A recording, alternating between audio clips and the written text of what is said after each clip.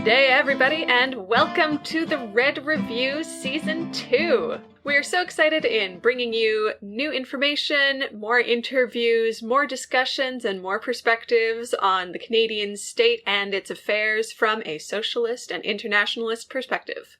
My name is Emily Steers. I use she, her pronouns, and I am speaking to you from the unceded territories of the Haudenosaunee, Attawandaron, and Anishinaabe peoples, also known as Guelph, Ontario. I am a freelance musician and music teacher who's been involved with Socialist Action in some capacity since 2018.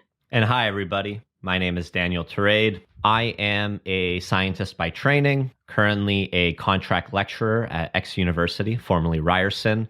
In addition to working within Socialist Action as my home base since 2019, I'm also involved in reviving Science for the People in Canada. I'm coming to you from High Park in Toronto. I decided to look a little bit more into the specific history of the region of Toronto I'm in. And it's been inhabited by Indigenous people for at least 9,000 years, not long after the glaciers receded and the Great Lakes were formed. The Black Oak Savanna here has been maintained through Indigenous stewardship for many years, and what remains of High Park is just a small percentage of what used to be a thriving ecosystem. This is the traditional territory of the Mississaugas of the Credit, the Anishinaabe, the Chippewa, the Haudenosaunee, and the Wendat peoples. It's subject to the Dish with One Spoon Wampum Belt Covenant, an agreement between the Iroquois Confederacy and the Confederacy of the Ojibwe and the Allied Nations to peaceably share and care for the resources around the Great Lakes. All right, well, I feel like I should come in with some more thorough research next time. I think we can continue expanding on it, and it's a good practice for us to try and embody, especially after conversing with Jessica Hernandez on Indigenous science and the need to connect with the land where you are living in the ongoing process of becoming a welcomed guest. And that's necessary for our whole organization of Socialist Action that sponsors this podcast. All people in Socialist Action, all people that work on this podcast, live and work on stolen Indigenous land from across Turtle Island. So we say, land back, no reconciliation without restitution. We need to fight for the self-determination of all Indigenous nations. Season 2. What do we mean by Season 2? First, I think we should recognize that the idea of seasons, completely arbitrary. I think we took a moment and we reflected on where we are with the podcast. We have released 16 episodes since June of last year. We've been steadily increasing our listenership. We've been very excited about some of the interviews and discussions we've had. And we're ready to take the next step forward in building this as a community project that is directly connected with the organizing work we want to do. We don't want this to be a podcast as an intellectual, siloed project shouting from the sidelines. We want to be integrated with this in the struggles that we have in the streets, and we want to bring the streets and the struggle to this podcast. So on that note, we are going to be setting up a Ko-Fi, where if you have been enjoying our work and enjoying this podcast and you would like to tip us, that would be really amazing. It allows us to keep working on this project and dedicate more time and resources, because right now there is absolutely no money involved here. I can assure you of that. Despite our often very lucrative sponsors, they don't actually ever give us any money. Yeah, it might have something to do with our criticism of their fundamental role in society. I don't know. Maybe if we sucked up a little bit more. Probably. With crowdfunding, there's often the distinction. Are you going to be providing exclusive content? We decided against that. We personally hate the idea of paywalls, and we want to embody with this project the idea of from each according to their ability to each according to their need. So if you cannot afford to financially support this project in any way, that's okay. We don't want to withhold any of this information or organizing work from you. That's counterproductive. So if you are in a place where financially you can afford $1 a month, $5 a month, whatever you can afford a month to support this project, then please consider doing so. It's going to go to covering the transcription costs. We provide transcriptions for all new episodes. It's going to go to covering, podcast hosting. That stuff's a bit more boring, but if we develop a reliable financial base, we're going to go into improving and investing in audio equipment for other contributors and just building the ability for this to be a regular podcast. Currently, it's not super regular, very predictable in terms of release. Yeah, because we are fairly busy people. And as I say, we do this as volunteer work when we can, and we love doing this work, and we would like to be able to dedicate more time and energy to it. So even if you can only contribute a little bit, it would be immensely appreciated for us to be able to expand on this project a little. And also to know that there are people out there who are really passionate about this project and really care about what we're doing. That's really been the motivation behind taking this next step. I've personally wavered on this because asking for any sort of support, I don't know. I feel like a burden. That's my own personal hurdle to overcome here. But we want this to be integrated into the work we do because this is the project of our lives, not the podcast. Socialist transformation of society. This podcast is one way we want to engage with that. And to that end, even though we're not doing any exclusive content, we're going to start a Discord where all people can join on if you're a listener. As well, we're going to invite back all the guests we've had on. We want this to be a place where people can promote their actions, promote these coalitions and alliances, strengthen connections between our different struggles, to be able to discuss, debate, share information, and to make this a hub for different radicals organizing within Canada, as well as international comrades. Our mission as Socialist Action is to build up a strong working class that can advocate for itself, build strong coalitions in their communities, and fight for socialist transformation in this nation and internationally. That is our underlying goal across the board in every project we do. If you would like to get involved in that project or learn more about what you can do to advance the interests of working people and marginalized people around the world, reach out, give us a call, send us an email, or join our Discord server to bring us your perspectives and bring us some fresh ideas from your community and your situation.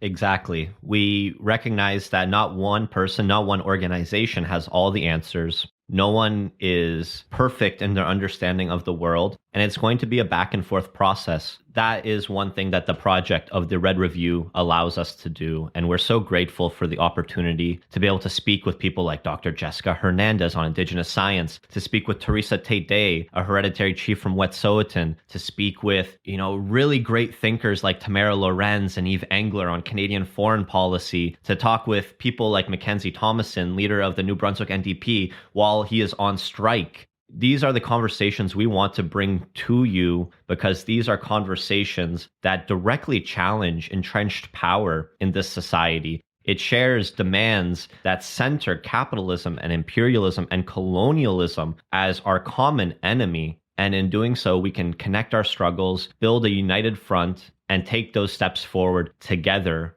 towards a more just world, towards a world that's built for the many, for the masses, for community, rather than a small number of people, their yachts, and their profit. So, on that note, welcome to the Winter Review. Woo-hoo! When we first started this podcast, we wanted to do monthly reviews. That's why we're called the Red Review. We were going to review things every month.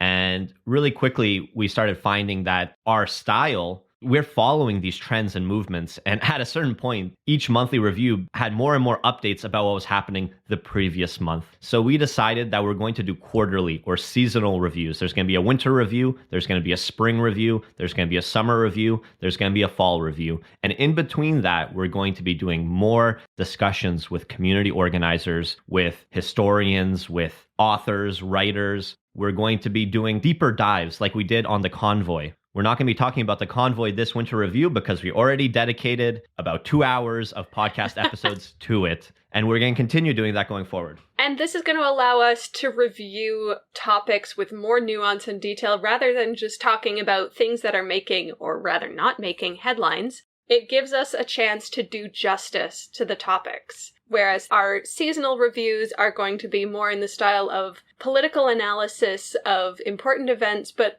focusing more on events that maybe you haven't heard anything about. Mm-hmm. Yeah, we're going to try to the best of our ability, and this is where we need your help to cover events, actions, struggles at the community level. And Emily and I, we introduce ourselves every month. We're both in Ontario. So this month, we're going to talk about Alberta. We're going to talk about Newfoundland. We're going to talk about struggles in the workers' movement. We're going to try and cover these very important areas of struggle in our decaying society. And we need your help in that because, well, we're not everywhere. We don't have feelers. We don't have connections in all communities. As much as we would love to. Anything happening in your community, in your union, bring it to us. And we want to highlight, platform, share, discuss, and build around that struggle. Before we dive in, let's do the ad read. For the next 6 months or so, we will have different voices covering for Comrade Helen as she provides support for her mother and family. From everybody at the Red Review, we want to send good feelings to Comrade Helen. We appreciate all the work that you've done, and we look forward to having your voice back on the podcast. If you need anything, don't hesitate to ask. This season, we are thrilled to announce that we are not sponsored by DraftKings, Bet99, FanDuel, or any other gambling den. To be able to partner with the lottery, sports betting, or really any pyramidal shape get-rich-quick scheme, looking at you, Crypto.com and OpenSea, that serves as a tax on poverty and desperation, really is a dream come true for us at this podcast. Since sports betting was widely legalized in the US in 2018, Americans bet over $60 billion on sports, representing billions of dollars being transferred from the working class and oppressed to the capitalist class. And we can't wait to eagerly shill for an addictive and destructive industry. With a 2021 Canadian Supreme Court ruling expanding sports betting, just like it did in the States, provinces like Alberta and Ontario already made plans to sell out their workers to the vultures that prey on desperation. Remember, you can't win if you don't play, or, as we like to say, you can't win justice and liberation for working and oppressed people if you don't revolt. So, Emily, how are we going to get started with our winter review? I think we maybe ought to address the elephant in the room. And there's a lot of elephants in the room this winter. But what's our first elephant? I know we said that we weren't going to really focus on headline news, but we did want to weigh in a little bit on a big ticket headline news item, which is the Liberal NDP merger. The NDP leader Jagmeet Singh has found a way to avoid federal election, and he has managed to gain a vague promise of healthcare service reforms, which is likely going to come at the cost of huge increases in military spending. The Liberal NDP deal paves the way for Justin Trudeau to stay in power until 2025 at least, which serves capitalist political stability quite well in this relentless march to climate catastrophe, growing social inequality, and the horrors of inter-imperialist war. It's been so funny watching the Conservatives reply to this. The interim Conservative Party leader, Candice Bergen, has made the absurd claim that the deal hands the reins of the government to the NDP, claiming that Jagmeet Singh is basically Deputy Prime Minister. She, like many of us, seems to be a bit confused about the difference between a coalition and a mere agreement in which no member of the NDP has a cabinet post. Conservative Party leadership frontrunner Pierre Poilievre has called the Liberal NDP deal a socialist coalition power pact. God, I wish. I so wish. What was the phrase? Backdoor socialism? Please sign me up for some backdoor socialism right now. Wouldn't that be nice? Here's the thing I will say that has been confusing me. Why not go into a coalition? I do not understand why Canadian politics has this allergy to even the mere suggestion of a coalition. This isn't a coalition, it's known as Confidence and Supply Agreement, and so the NDP are going to support the Liberals in upcoming confidence votes, including the next 4 federal budgets, in exchange for very vague statements of good intentions towards NDP-friendly measures. This seems like the NDP is sacrificing everything for very little gain. They are getting means-tested dental care, which is ridiculous. What other medical services do we have that are entirely means-tested? And a vague promise of achieving significant carbon emission reductions by 2023, a significant additional investment in Indigenous housing and affordable housing, and exploring ways of expanding access to voting. What does this mean? It's a really good question. What did the NDP really get for this sellout of power and preventing really any political shakeup in this country until 2025? Do you know what strikes me about 2025, Emily? For a long time, we've had the year 2030 in our mind. Like, that's when we have to really decarbonize to avoid the worst permanent impacts of runaway climate change. 2030, we have 10 years to decarbonize. And all of a sudden, for the first time, I'm hearing 2025. We're going to get to 2025 and nothing's going to change. That's half of the decade gone. That's terrifying. And it includes very vague language around decarbonization. The Liberals have already promised to cut emissions by 45% by 2030. Of course, they're not on pace for that at all. Everything they're doing is continuing to prop this up. And the NDP, in providing this support, meaning that the NDP are going to vote aye for every Liberal budget, that means everything in the budget the NDP is going to support. And while there are some things in this agreement that could help working Canadians, oppressed Canadians, not nearly enough, obviously. Means-tested dental care does not mean nationalizing dental care. It means the government will pay the dentist on your behalf if you qualify. This does nothing to increase supply for people in rural communities, in poor communities, in Indigenous communities. There's nothing to actually make dental care more equitable. But if you happen to have access to dental care and your only barrier is financial means and you qualify, which is also a big if, because it's based on household. So if you make more than $90,000 per household, you won't qualify for this. If you make $100,000 as a household in Toronto, I don't actually think that means you're that well off. Yeah. But you're already now excluded from any sort of support here. It's incredibly vague. And the biggest thing, as far as the NDP goes, they're a party of labor. They did not make this decision based on what labor needs or by even consulting labor. This was top-down, Jagmeet Singh, Justin Trudeau talking, approved by their caucuses without going to convention, without going to the riding associations, without going to labor. Everybody that should be a stakeholder in the NDP has been left out of these consultations. And the biggest thing then is that this is propping up Canadian military spending for the next 3 years. Exactly. Yeah, so 3 years of stable government might look good when we've been battered by COVID. We had that surprise snap election last year that everyone was annoyed with. And so, of course, if everything continues to go south, what we want is stability.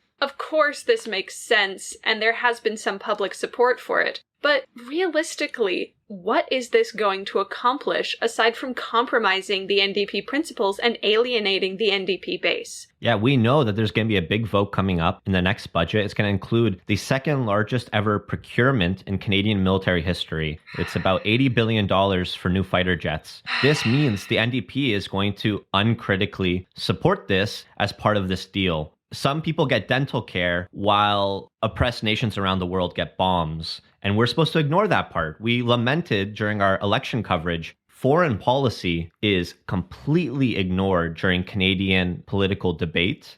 The NDP uncritically supports NATO, it supports the Lima Group, it supports the Core Group, it supports the Five Eyes. Every military alliance, every spying alliance, the NDP is fully on board. And in the past, they've even criticized the Liberals for not spending enough on the military. I don't get what the NDP gains from this, because when this agreement either falls apart or dissolves, in 2025, how are the NDP going to situate themselves as a better alternative to the Liberals when they've been propping up the Liberals for the last 4 years? Yeah, exactly. It's really, really shameful, and I think we need to be putting the pressure on the NDP to justify why they have done this, and also demand that they advocate for and act in the best interests of labor and the working class if they want to have more than a snowflake's chance in hell at retaining the most important people in their base. Can I get the math on what the chance is of a snowflake surviving in hell?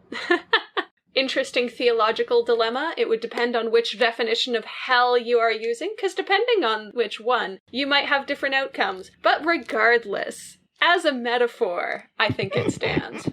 we're not going to waste too much more time on the NDP here. Just express our continuing disappointment for the amount lost versus the amount gained. The NDP has thrown away their power and their autonomy for vague promises that the Liberals won't take sole credit for eventually implementing NDP ideas. Just like they did with medical care. It's just embarrassing. It's very embarrassing. It's the same thing the Liberals did with Medicare. Even though Tommy Douglas is associated with Today, he was never leading the federal party in power. He was at most official opposition, put pressure on this, but Jagmeet Singh and the NDP now is trying to invoke the legacy of Douglas in propping up or celebrating this deal, but it doesn't even accomplish the same extent. Socialized Medicare for all is not the same thing as means-tested dental care or a bulk purchasing plan for drugs. None of this erodes corporate power. It makes it more official, and it's a band-aid for some of the people that are falling through the gaps in the current system, while still letting many, many, many more people fall through the gaps. And the language of achieving dental care and pharmacare is dangerous. It promotes acquiescence. It makes a victory out of a concession, and thus is meant to take the wind out of our own organizing. But we're not going to do that. We're going to re-up our organizing efforts in the labor movement through the Workers' Action Movement, and in the NDP through the NDP Socialist Caucus. We're partisans of the NDP. And yet, why are we talking so much mad shit about the NDP? Well, because we're not in the NDP to be cheerleaders. We're in the NDP to organize with workers. And the NDP is the only mass labor party in either America or Canada. And so we need to be where the workers are. It doesn't mean we're there uncritically supporting the NDP. We're not cheerleaders.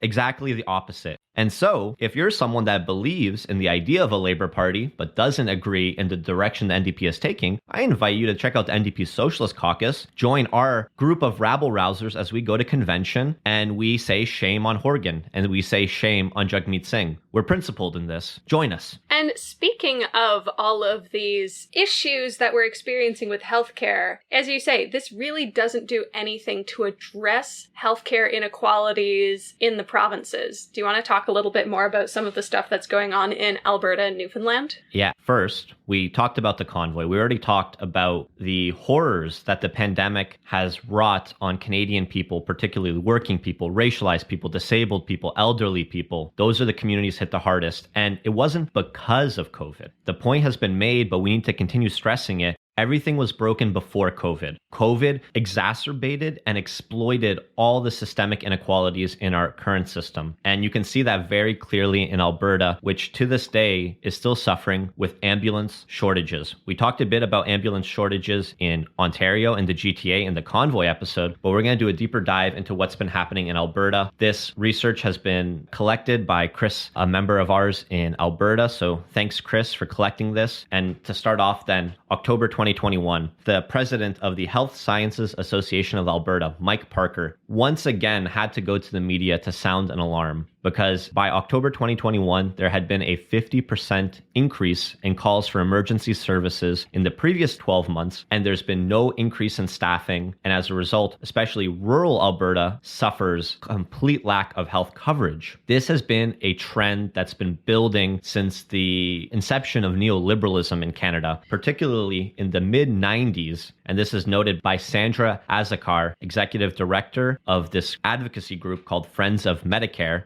In the mid-90s, Alberta closed half of hospital beds. It used to be 13,000 hospital beds, and it was decreased to 6,500. And at the time, the population was less than it is now. Whereas it used to be one hospital bed for every 200 people, it's decreased to one bed for every 500 people.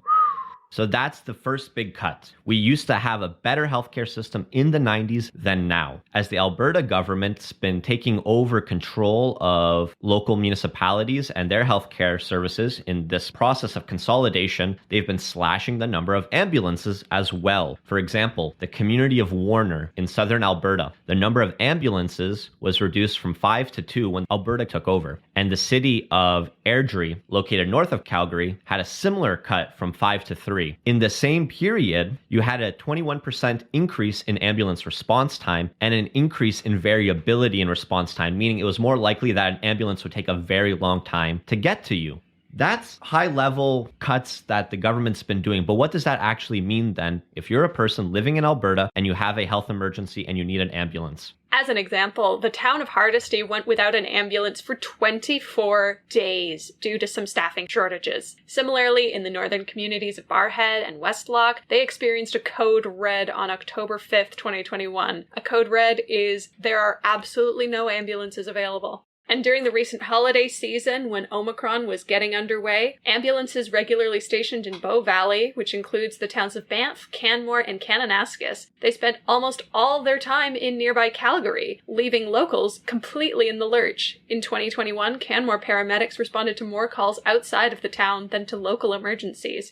And this is due to the overall ambulance shortages. If bigger centers are using up all their ambulances, then the only place you can get more ambulances is calling them in from the local towns that have less priority. So while ambulances meant to serve smaller towns get diverted into larger cities, no person living in Alberta is now guaranteed expedient healthcare. Even in Calgary, the largest city in Alberta, saw 426 red alerts in the years between April 1st, 2020 and March 31st, 2021, which is 82 and a half hours when there were no ambulances available. 2 years earlier, there were only 217 red alerts in Calgary, which totaled up to 13 hours, which just highlights how quickly this public health crisis is spiraling out of control. It was actually first in the news before the pandemic, which again stresses the point. The system was broken before the pandemic. The pandemic made it into a disaster, or a bigger disaster. So in 2019, when this came out, the provincial NDP, led by Rachel Notley, kind of highlighted, we've had decades of austerity and budget cuts, and this is bad. Yet the solution was not great that she proposed, and it never came to pass either because there's very little mobilization to win these demands.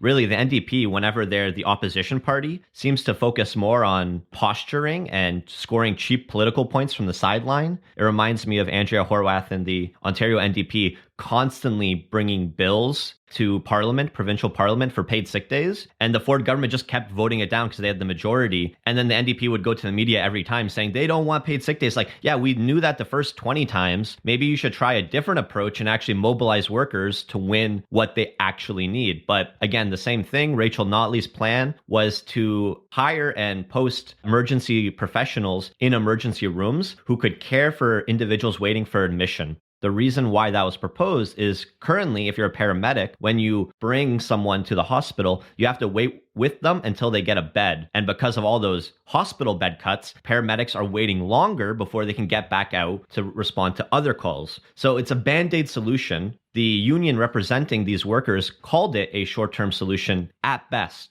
And that short-term solution never even came to pass. Now, the crisis really peaked during the recent holiday season with Omicron. We saw red alerts all over the province, in big cities, in small towns. And so Jason Kenney, leader of the United Conservative Party in power in Alberta, finally addressed the problem on January 24, 2022. And they announced a new advisory committee, which again, wonderful. We have this huge problem. What's the solution? Committees! The committee will fix the problem. They had 10 points on this committee, which the more points you have for the committee to address, the better it is.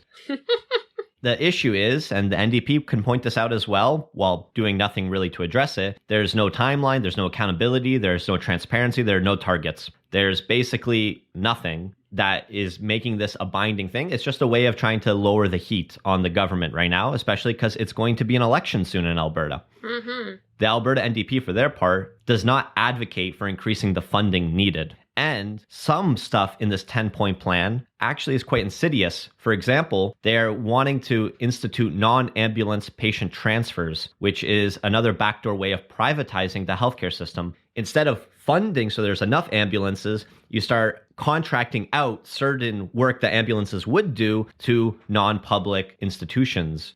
There's a crisis happening, and the immediate response is, how do we exploit this crisis for profit? Even though this has been in the news and there's a lot of attention on it, even the data on red alerts and how many red alerts there are and for how long is not publicly tracked, but it's done by the workers themselves. So what data is missing? Well, we don't know what communities are most affected by these shortages. And by that, I mean not only townships and rural communities, but also what populations. Which populations are being most neglected and most impacted? What healthcare outcomes has this led to? Has there been an increase in patient deaths? Has there been an increase in home deaths because ambulances weren't able to get to people? There is so much data missing that we really need to call on labor and the unions that represent EMS workers. We need to call on them to push for this data to be tracked and communities to track the data so that we can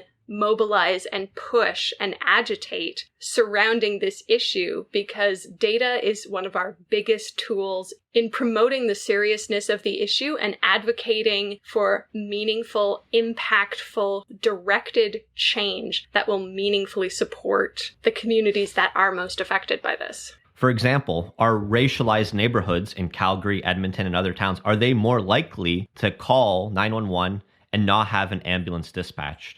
Are Indigenous communities that are so underfunded, so underserved, are they more likely to call 911 or ask for assistance in any way and not have that available to them? We don't know. The data doesn't exist.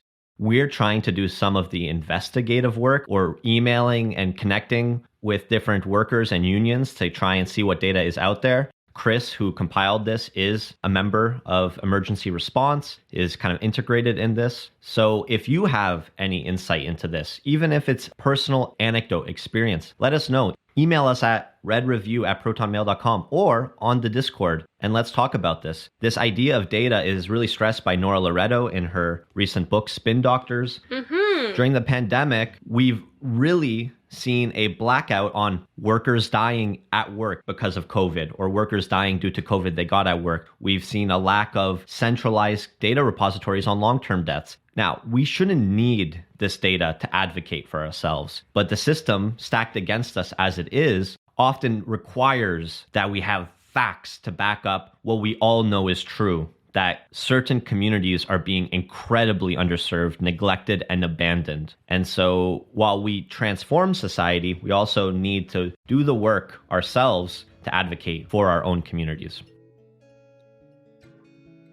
In March, we remember the Northwest Rebellion, which took place a century and a half ago in what is now Saskatchewan and Alberta. This was the second rebellion led by Louis Riel, who had returned from exile in the United States upon the request of various Métis and First Nation leaders to defend their land and language from encroachment by the Canadian state. To this day, the official narrative is that Louis Riel was a violent religious fanatic who led a foolish, if noble, resistance. And though, after his time in exile in the United States, Riel presented himself as a messianic figure, we must not forget that he was fighting to defend the treaty rights of Métis and First Nations in the unincorporated prairies, which had been violated several times before by the Canadian government. The defeat of Louis Riel and the 8 brutal hangings which followed marked a terrible omen for both Anglo-French and settler First Nation relations to come. To this day, in front of the Ontario legislature, there sits a monument to the Canadian militiamen who died crushing this rebellion, with no mention of either Louis Riel or the Métis. And that is a true Canadian heritage moment.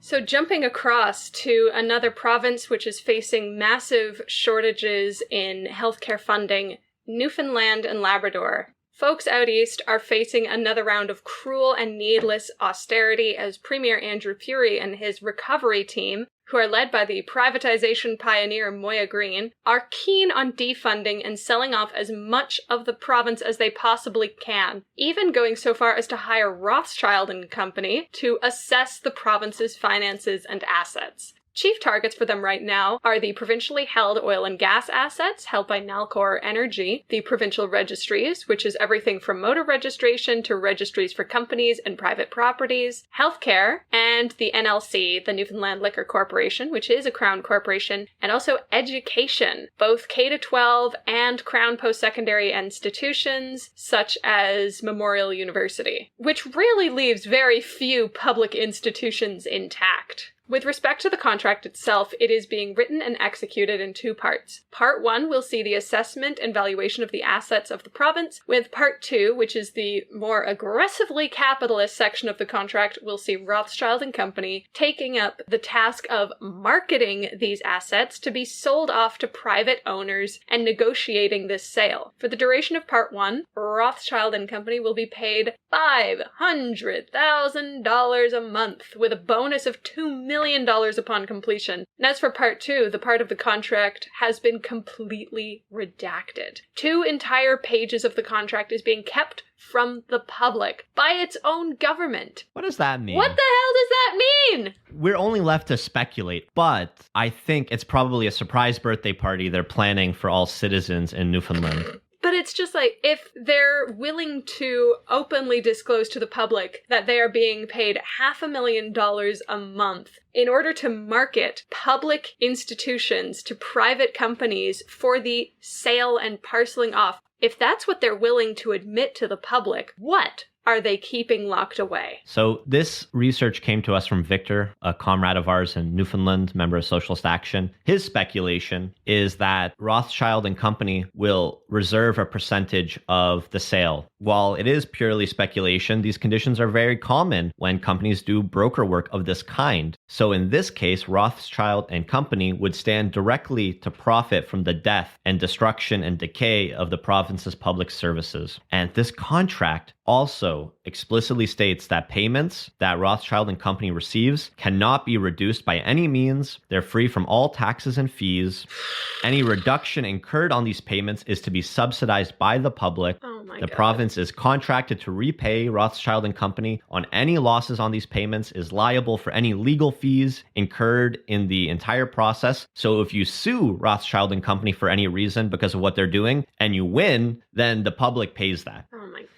All court-related costs, transportation, shelter, food expenditures, counseling for employees, and any other expenses which may arise while working for the province, all that's covered by the province and public money, which means by the time this is all done, the employees of Rothschild and Company may get more public funding to support them than any other worker in Newfoundland. Well, and also, imagine what all of that money could do if it were actually invested in the services that are needed. Because none of this is included in the $500,000 a month the province is already paying. And all of this is exclusive to its own circumstance. Make no mistake, this is a terrible deal. A truly, truly egregious sellout of public interests for a corporation that does not have Newfoundlanders' interests at heart. What they're basically doing is they're selling the car to pay for the gas. Yeah, they're just kicking the can down the road. You can see the situation where this government, when this bites them, it doesn't matter. They already accomplished what they set out to accomplish. They will get their kickbacks. They will live comfortably, regardless of how disastrously this turns out for the rest of the province and the masses of people in the province. For example, they're looking to sell off Nalcor Energy, which controls about 5% of the total oil and gas resources as Crown Resources. The rest of the oil and gas is already privatized.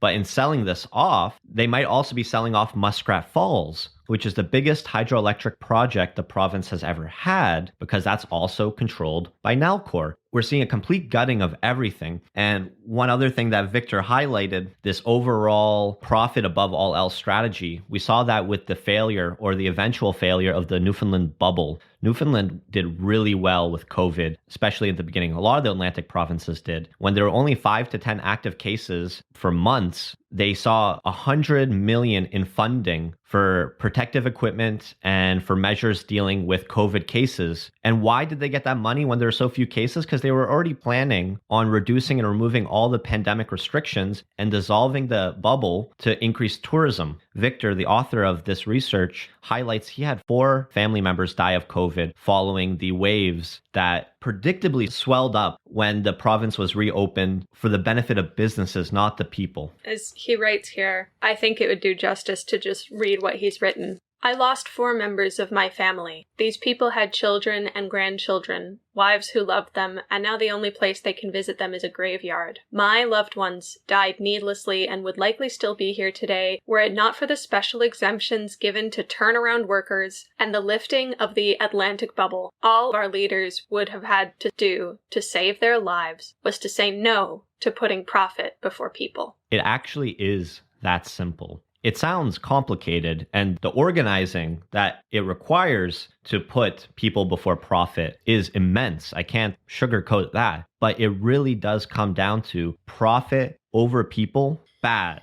People over profit, good. The math is simple. How we get there is difficult, and that's what we want to navigate with everybody that we can. And Victor, I'm so sorry. That's so heartbreaking and so utterly needless. There has been so much needless death and needless suffering throughout this pandemic, as our leaders have failed us on every possible level. As many of you know, one of the first major outbreaks of COVID-19 in Canada was in April of 2020 when a COVID-19 outbreak was declared at the Cargill meatpacking plant in High River, Alberta. So this plant is one of the largest in Canada, which processes almost 40% of all Canadian beef. However, even with the vast amount of income that comes with the massive scale of Cargill, they completely ignored the repeated warnings that were given to them by public health and union officials. Knowingly, they placed their workers in harm's way by keeping the plant open throughout the outbreak without providing adequate PPE. So this dangerous negligence resulted in the largest workplace outbreak of COVID-19 in North America, with almost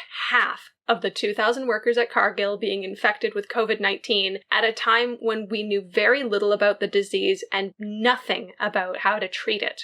There are 2 workers who died at the plant due to COVID-19, Benito Quesada and Yep Bui, as well as a parent of one of the workers who passed away due to COVID-19 passed on by their child. Quesada's death would later lead a criminal investigation which is being launched against Cargill for criminal negligence.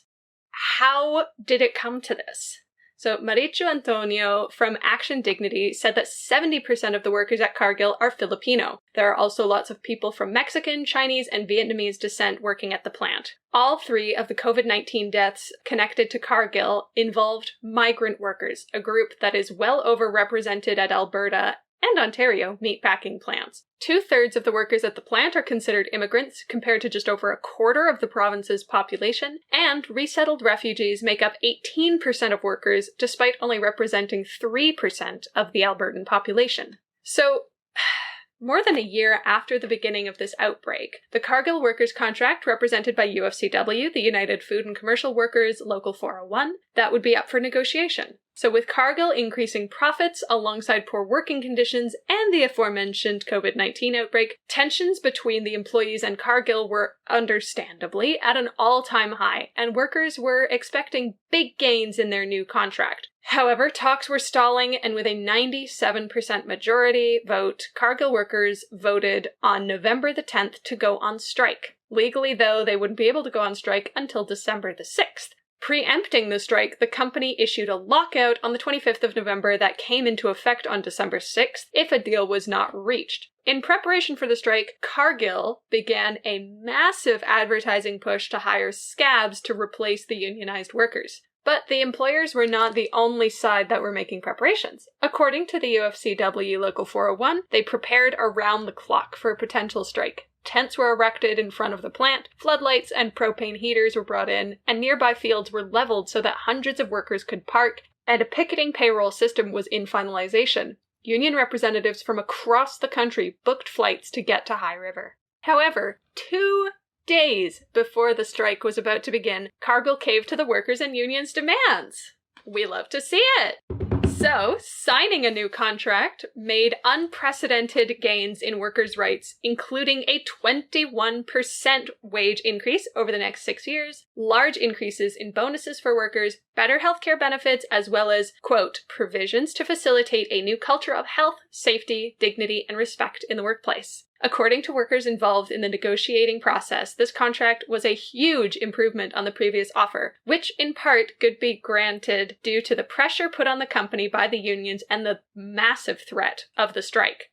I want to congratulate UFCW Local 401 by showing us all the gains that can be made and the powers that workers can have when we are united and mobilized and passionate about our cause. What this push really showed is that the suffering workers endured under the pandemic, it didn't need to be like that. It didn't need to be that workers had to suffer so much. And workers deserve compensation for the risk that they took on, for the infections they endured, for the PPE they had to pay out of pocket, for all the misery they endured. All of that needs to be compensated appropriately because Cargill made record profits. They benefited during the pandemic.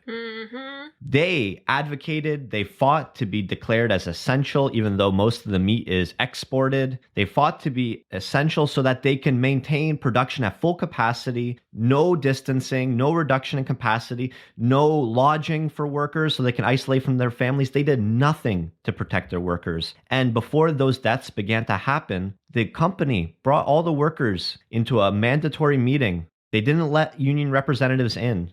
And they basically said it's totally safe to go back to work. And within weeks, 3 people had died, thousands of people infected. We don't even know how many people are still dealing with disability due to this first round of infections. What we do know, it would have been worse without the union, and that the struggle of workers for a modicum of justice coming out of the pandemic hopefully signals a greater, more unified struggle going forward. Because all workers deserve representation. All workers deserve the rights afforded to workers. All workers deserve safe work. They deserve dignity in their work. They deserve a say in their work. Nonetheless, I do want to highlight that we are not solely champions of UFCW, but we are critics as well. While UFCW 401 represented their workers as workers and was fully on the side of the workers, there is this contentious designation in neoliberal economies around the world, that of the gig worker, where despite the name gig worker, you're not a worker, not according to the contract you sign with your employer, which instead lists you as an independent contractor. Who does this apply to? Well, most notably, it applies to Uber, different food couriers, previously Fedora in Canada, all of those people doing so much important, at times frontline work during this pandemic, do not even get classified as workers. How is that possible? Well, it's the loophole that these companies are exploiting to not have to provide benefits or any other protections that normally would be guaranteed for all workers in Canada. That's why the news these past months that Uber signed a deal with the United Food and Commercial Workers of Canada, which represents a total of 250,000 workers, that deal was such a big deal. What it allowed was Uber drivers or couriers to request representation if their account was deactivated by the company. So this was not a unionization. This was a deal that allowed UFCW to represent Uber workers if they had certain grievances with their employers without ever changing their designation to be that of a worker. This is a concession to the mounting pressure from gig workers who have been previously and continue to be organizing under Gig Workers United. Gig Workers United is the union that took on the Fedora unionization push a few years back before the pandemic that won legally the precedent in Canada that gig workers can unionize, and the success of Fedora gig workers to win their unionization drive with the Canadian Union of Postal Workers as their sponsor immediately led Fedora to exit the country because their entire business model is based on exploiting workers to the point that they're not even considered workers. That is not what this deal is today. So while Uber does still classify their workers as independent contractors, this deal does mean that they are forced to create and administer a self-directed benefit fund for prescriptions, dental, and vision care, RRSPs, and tuition. However, as we say, it's still not union representation.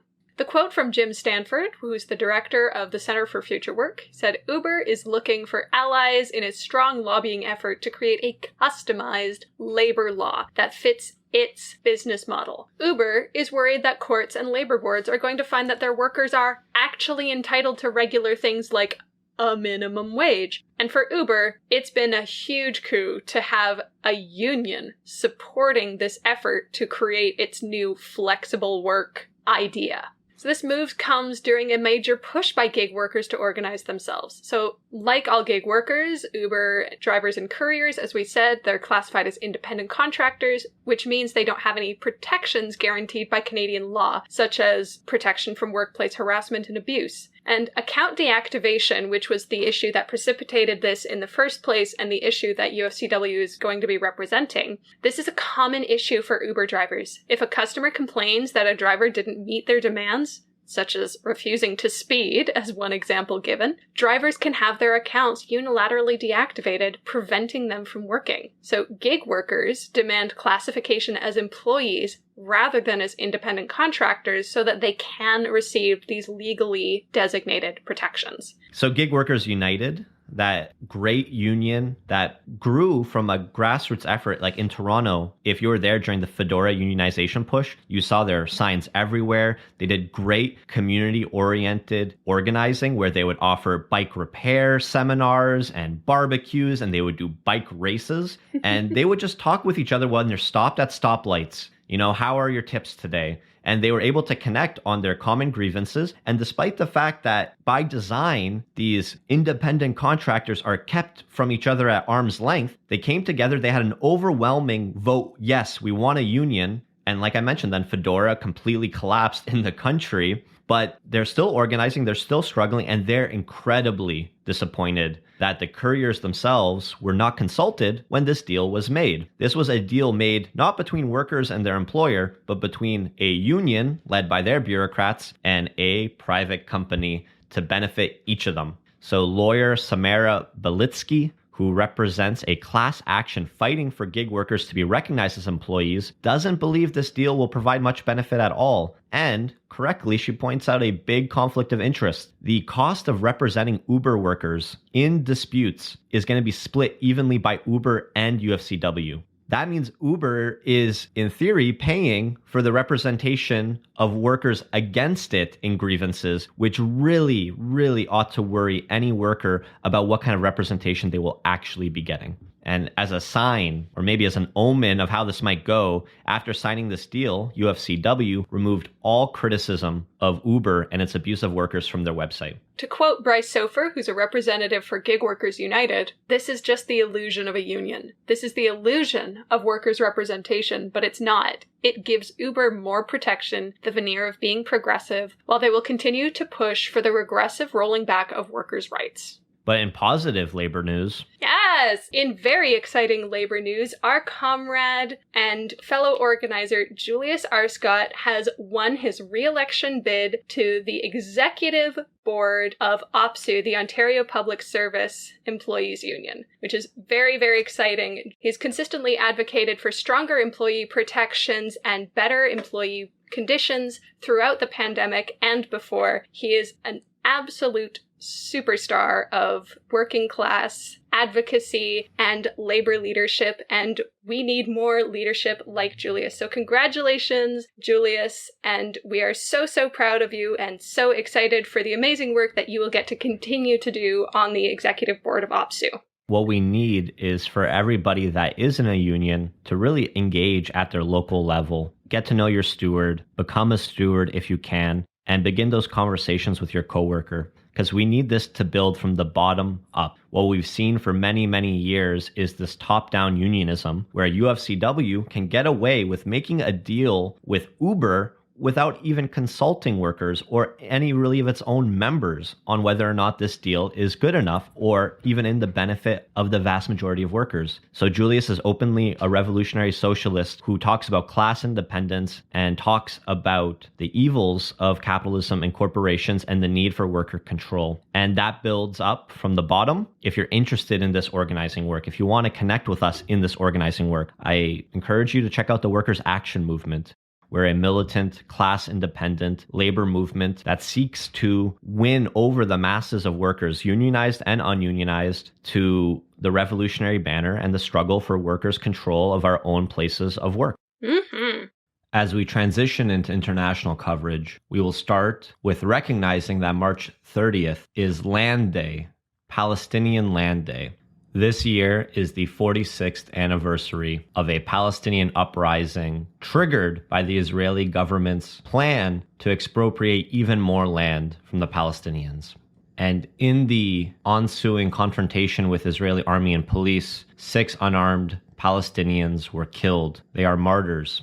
At a rally in Toronto recently commemorating Land Day and forwarding the struggle of Palestinians against genocide, apartheid, and colonization, I recorded a poem by Ahmed, an organizer with the Palestine Youth Movement, who gave me permission to share that poem on the podcast. I'd like to share a few words. Speeches are boring, they're so long, but I'd like to share a few words. Hopefully we can actually learn something, hopefully we can listen, hopefully we can do something with this information. So actually, big round of applause for every single one of you guys for actually giving us the time, for actually being here, for actually still standing up with Palestine. There's so much going on right now. There's more than 12 people that have been, that were murdered in the past week. This is literally the calm before the storm, guys. This is Ramadan. Stay vigilant, stay alert, keep your eyes open, and do your role being the international voice. We are the international voice here in Canada. We have to take advantage of this.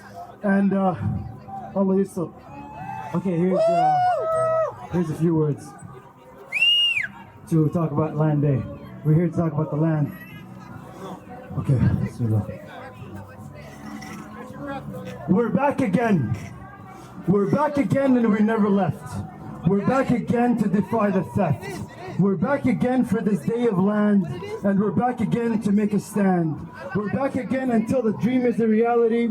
We're back again to expose the duality in justice, the double standards, the lies, the hypocrisy in the system that you don't disguise. Wearing the mask of justice, yet supporting apartheid. Wearing the mask of justice, yet watch liberty die. You stand with Ukraine just on the other side. You watch bombs get dropped and allow babies to die. Turning a blind eye, let that one slide. No one will notice. Well, guess what? You can't hide. We're right here outside, inside. The lecture halls, nationwide, online, offline. We're a landslide from your blind side. And best believe, we'll never be silent on this genocide. Woo!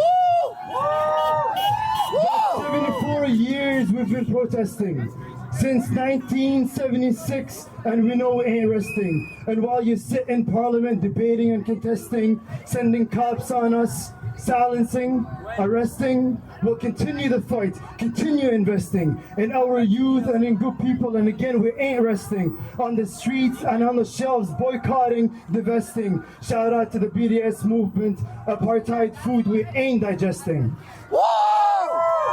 Shame on the government for supporting this affliction.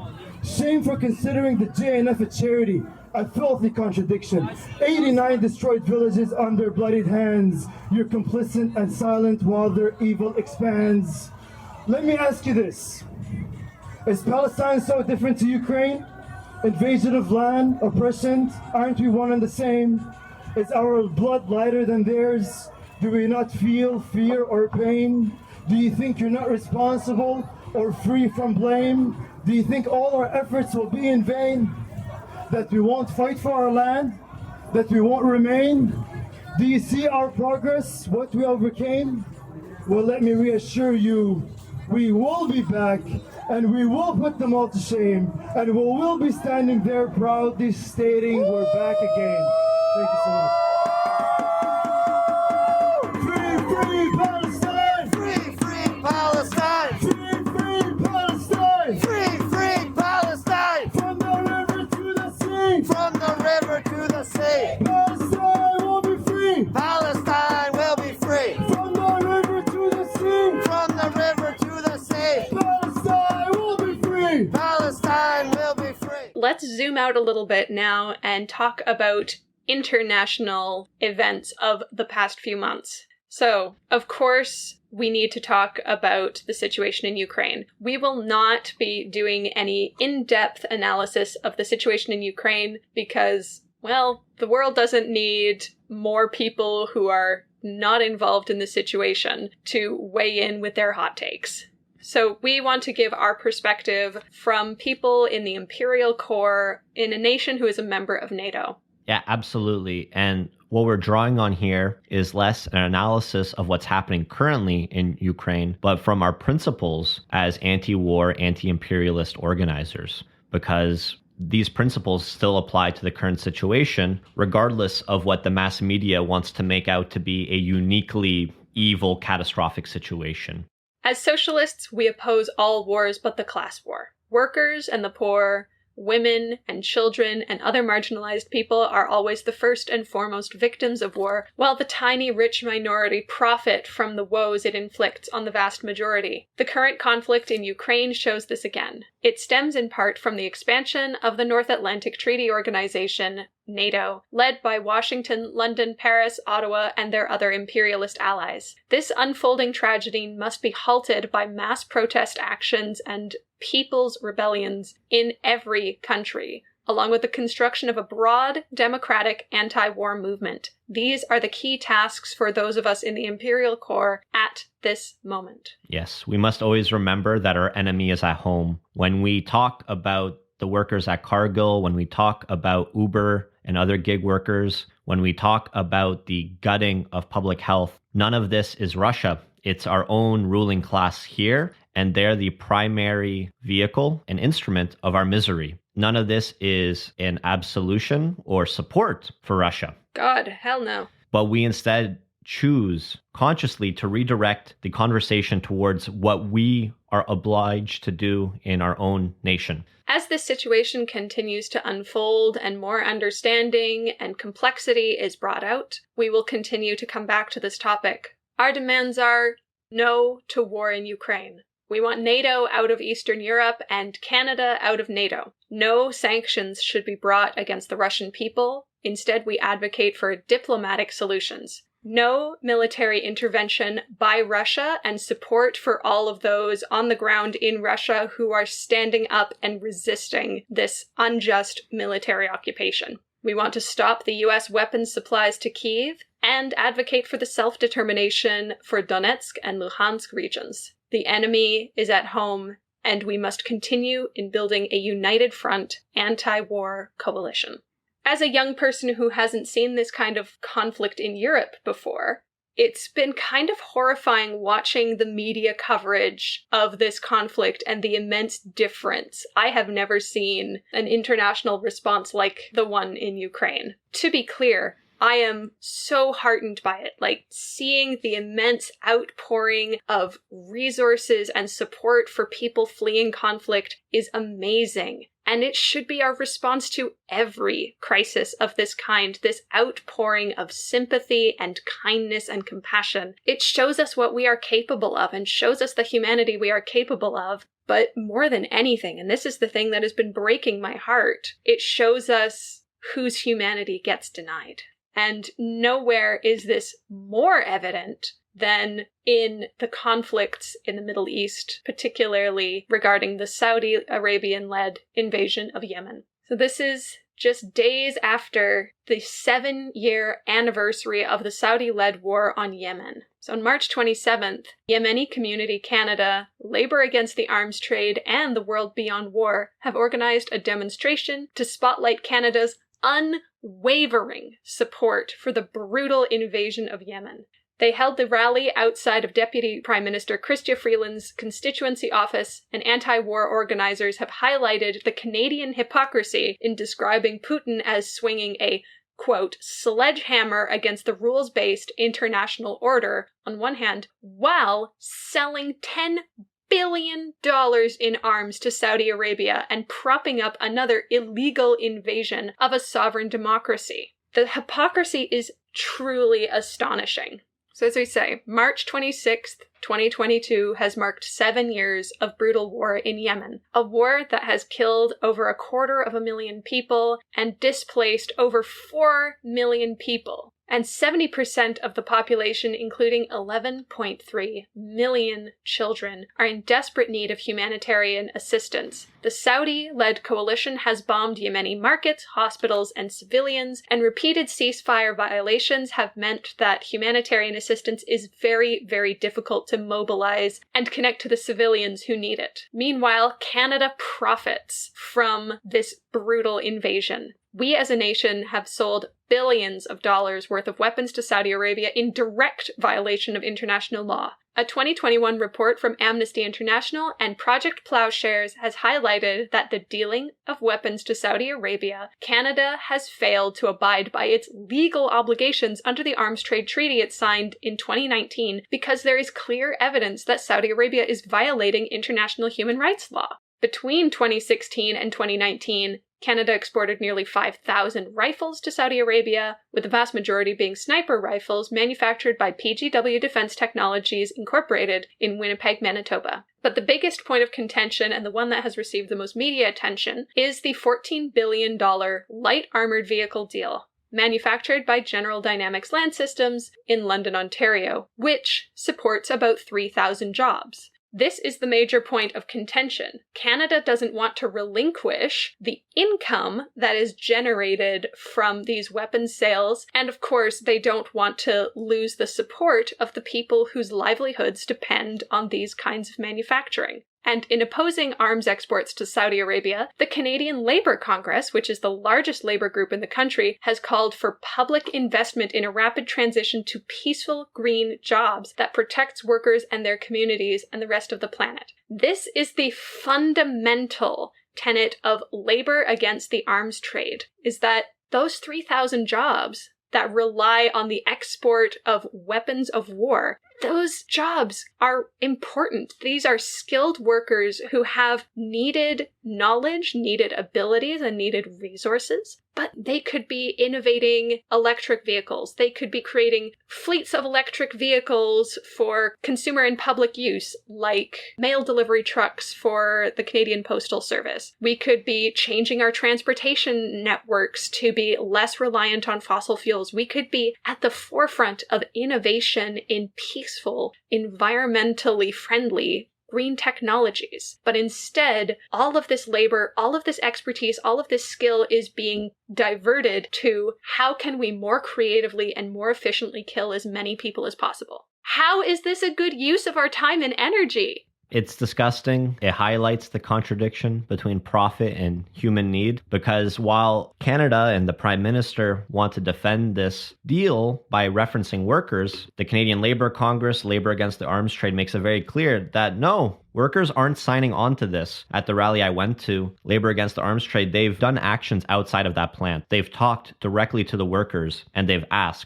if you could get the same job security, same pay, but instead of producing weapons of war, you're producing vehicles for postal work, for municipal use, would you be opposed to that? And no one says, yeah, I like this job specifically because I'm making light armored vehicles to kill Yemeni children. No one is specifically endorsing that. People need jobs, people need security, and if given the choice, workers want to do work that helps their community. So this reference to jobs is a bit of a dog whistle. It's meant to distract from the fact that Canada willingly and enthusiastically is an ally to the Saudi Arabian regime, one that is very oppressive in that region. And it makes it absolutely transparent that NATO's concern over Ukraine, absolutely, it is a humanitarian crisis of massive proportions. It is entirely unjust. And the Ukrainian people are needlessly suffering because of Putin's expansionist ambitions. This should be decried and condemned internationally. That is not for debate. What is the point of contention is why this conflict is of such concern to the international community, while Saudi Arabia's conflict in Yemen is not. Mm-hmm. Because if we are looking at it purely from a humanitarian perspective, there is no difference. A powerful, wealthy nation has invaded one of its poor neighbors. The main strategy then is to try and minimize coverage of what's happening in Yemen and to put distance between it. But Canada, we import more oil from Saudi Arabia than we export weapons to them. We're trade partners. We are allies with them. At times, the excuse was, well, the contract for the light armored vehicles was signed by Harper and we can't break that contract.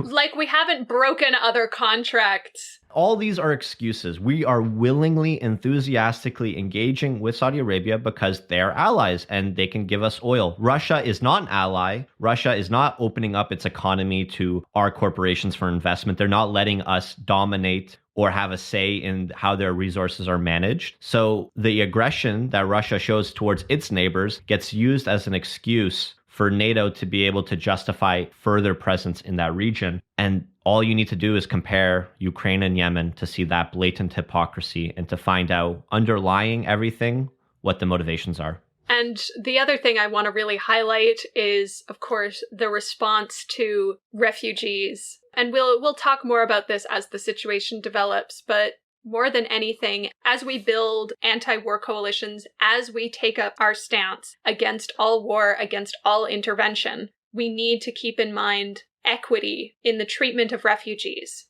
How many people have needlessly died while seeking shelter and seeking safety, and who are now watching as Ukrainians are welcomed into Western Europe with open arms? It's absolutely shameful because, as I say, it shows that we have been able to do this the entire time. We could have done this at any point, and we just haven't. And when we start to deny people their humanity based on their race, their ethnicities, their origins, their religion, their political status as pieces of this ever-evolving 3D chess game that is international relations in the time of neoliberal capitalism, we need to put humanity first. And that is what we as socialists strive to do. So push for refugee equity, push for equitable policies about migration, about refugee resettlement, about resources being allocated to people, and push your neighbors to see people with more compassion, more humility,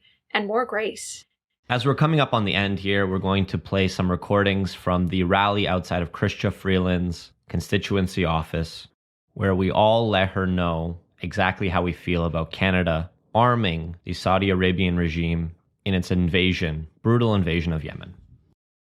Shame, shame, Saudi Arabia! Shame, shame, Saudi Arabia! Shame, shame, Saudi Arabia! Shame, shame, Saudi Arabia! Stop killing Yemeni children! Stop killing Yemeni children! Stop killing Yemeni children! Stop killing Yemeni children! Shame, shame, Justin Trudeau! Shame, shame, Justin Trudeau! Shame, shame, Justin Trudeau! Shame, shame, Justin Trudeau! Stop arming Saudi Arabia! Stop arming Saudi Arabia! Stop arming Saudi Arabia! Stop arming Saudi Arabia! Shame, shame, Justin Trudeau! Shame, shame, Justin Trudeau! Shame, shame, Christy Freeland! Shame, shame, Chrystia Freeland! Shame, shame, Christy Freeland! Shame, shame, Chrystia Freeland! Stop arming Saudi Arabia! Stop arming Saudi Arabia! The last thing we want to talk about in terms of policy discussion, we want to tease an upcoming in-depth episode on the Belton Road initiative that China is leading in the world. What prompted this is a recent deal that China has struck with Cuba. So on Christmas Day 2021, Cuba and China signed an agreement which clarified the projects for China and Cuba under the Belton Road Initiative, which includes infrastructure, technology, culture, education, tourism, energy, communications, and biotechnology. In October of 2021, Cuba became a member of the BRI, Belton Road Initiative, Energy Partnership. This partnership network has now 32 members, and it aims to promote energy cooperation between countries in the Belt and Road Initiative as countries pursue a low carbon transition.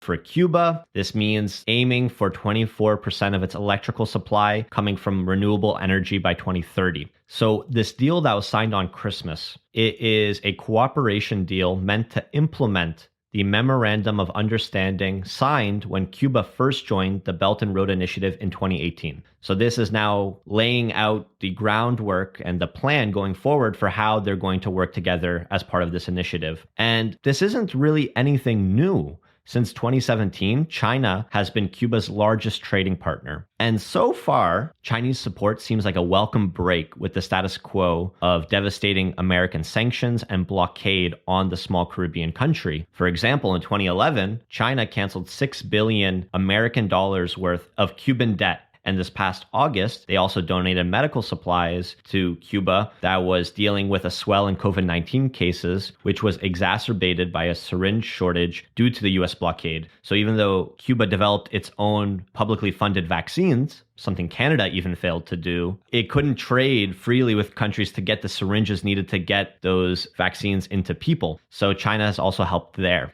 Now, the framing of the Belt and Road Initiative commonly, especially in Western media, has been that it's a debt trap, that this is a sneaky ploy that China pulls on poor and desperate countries where they take on loans that they can never repay, and the infrastructure funded by these loans will eventually be taken over by China. And this is Chinese imperialism as opposed to America, which uses military might to invade countries and overthrow their governments. China is employing some sort of economic imperialism through the use of the Belt and Road Initiative. We're going to explore that narrative by comparing the Belt and Road Initiative to other international financial institutions like the World Bank and the International Monetary Fund. We're going to look at examples of the Belt and Road in different countries, how it's played out, as well as the often ignored debt trap that's perpetrated by the Americans, such as the World Bank and the International Monetary Fund. We're going to look at the limitations of this and what it means for a world that's becoming increasingly multipolar. After the Soviet Union collapsed, America was the clear hegemon on the global landscape. It was America first and foremost, and all of its allies, whether it be NATO and all these international financial institutions. China, more and more, particularly since the 2008 recession, China has been taking on a bigger role in the world and has become a pole, particularly for a lot of oppressed nations who want to escape the American debt trap. So we'll talk about that. We're going to have on some guests, and we really hope you enjoy it. I'm really excited. I have been really curious about the Belt and Road Initiative for a long time, and there's so much media coverage that talks about it in really disparaging ways. So I'm really, really curious to see, what are the purported advantages? What are the downsides? What are all of the considerations that are driving different countries to get involved in the BRI as opposed to seeking funding or support from the IMF? I'm really excited to explore this topic in more depth. So come hang out with us next month as we get into these issues in more detail. The Cold War has never really ended. It kind of shifted from the Soviets to China, and understanding the Belt and Road Initiative, whatever conclusion we come to, no spoiler alerts, it's going to be very important for people to navigate the mainstream media coverage of China, which is very clearly determined to demonize China. We love critical analysis and data literacy.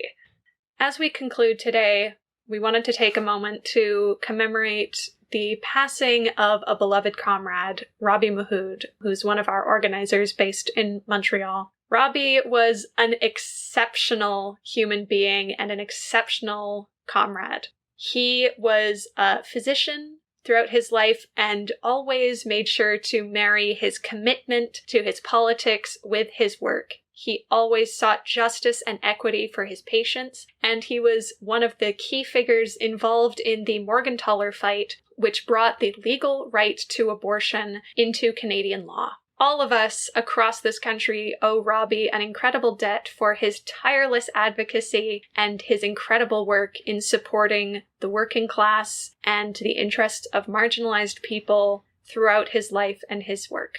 Robbie passed away on December 26th, 2021, surrounded by friends, family, and comrades both with him in person and virtually. He was well loved, and if you'd like to hear more stories and commemorations of our dear comrade Robbie, please check out our Socialist Action YouTube channel, where we recently hosted a celebration of Robbie's life. And if you stick around until the end of the podcast, you'll get to hear our wonderful comrade Ellen reading some poetry commemorating Robbie's life. Ellen reads a song of Phil Oakes, a folk singer from the 1960s. It's called When I'm Gone. I really encourage people to look at the recording from the celebration of his life. He's been active since the 60s, and his struggle in providing abortion care to women extended multiple provinces. At one point, he was a fly-in abortion provider in the Atlantic provinces. If people didn't have clinics nearby, he would fly into your community and provide services on site. And the one anecdote maybe that I want to share then, just as a teaser for the stories you'll hear, when he first became a physician in a community clinic, This is anecdote from Ellen Kruger, who spoke at the celebration. They were looking for a feminist doctor, and when they found out Robbie was a physician, well, he was the son of a well-known couple who fought for Medicare in Saskatchewan. They had an idea that he'd be a good choice, and what he started doing in this clinics supporting low-income people with addiction, high racialized Indigenous population, he went to their partnered pharmacy and he asked that they start stocking more diapers and formula and other things. And when the pharmacist asked why, Robbie said, I'm going to start writing prescriptions for diapers and other things. These are medical supplies. If people can't afford them, the government should be paying for it. And they did this for a few months until they got caught and they fought it in court, but they lost. But Robbie at all times, until he passed away, did not compromise his principles, whether in his work, whether in his organizing, in debates, yet was always willing to listen and discuss patiently and compassionately. The support he provided, the inspiration he provided for me as someone who eventually became a doctor. I want to follow in the footsteps of someone who at all times put community first, and Robbie was that comrade. He's an inspiration to all of us, and la lutte continue, Robbie. He is with us forever, even though he did not get to live to see the socialist or communist society we all hope one day to live in, one based on the needs of many and cooperation. He cannot be separated from the struggle that will eventually lead us there. Thank you so much for joining us again, comrades. And we'll have links to everything we discussed today in the description, as always, and a transcript for those of you who like to read along. And once again, thank you for everyone for your continued support. If you would like to give us some monetary support, we will have our brand new shiny Ko-Fi linked in the description, and we'll be creating a Discord server where you can connect with us and we can discuss ideas for upcoming topics and future events. Thanks so much, everyone.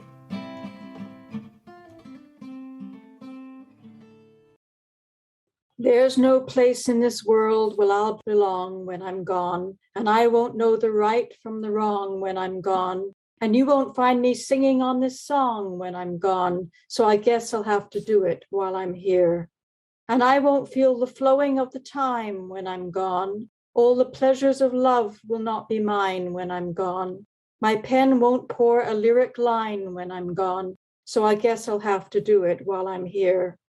And I won't breathe the bracing air when I'm gone.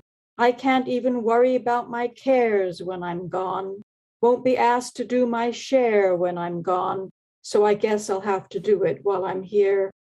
And I won't be running from the rain when I'm gone. And I can't even suffer from the pain when I'm gone. Can't say who's to praise and who's to blame when I'm gone, so I guess I'll have to do it while I'm here. Won't see the golden of the sun when I'm gone, and the evenings and the mornings will be one when I'm gone.